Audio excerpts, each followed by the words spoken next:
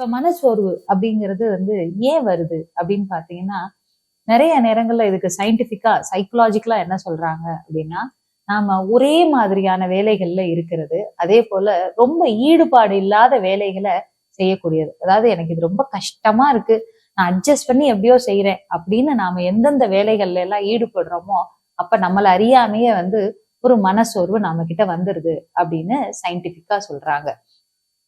எல்லா வேலையுமே நம்மளுக்கு பிடித்தமானதாக இருக்கும் அப்படின்னு நாம சொல்ல முடியாது. ஏன்னா நாம படித்தது வேற ஒண்ணாக இருக்கலாம், இன்னைக்கு சூழ்நிலை காரணமாக வேற இடத்துல வேலை பார்க்கலாம். இல்ல நான் இந்த வேலைக்கு தான் போகணும்னு ஆசைப்பட்டு இதெல்லாம் படிச்சேன், பட் என்னால அந்த இதுக்கு என்னால போக முடியல, நான் குடும்ப சூழ்நிலை காரணமாக, வேற ஏதோ ஒரு சூழ்நிலை, என் உடல்நிலை காரணமாக நான் இந்த வேலையில இருக்கேன், இந்த வேலை எனக்கு ஒத்துக்கல அப்படின்னு 1008 காரணங்கள் இருக்கு வேலை. அதை தவிர என்ன அப்படின்னா, குடும்பத்துல இருக்கக்கூடிய சின்ன சின்ன பிரச்சனைகள், இந்த மாதிரி விஷயங்கள் எல்லாம் நாம மனசோர்வு உண்டாகிது.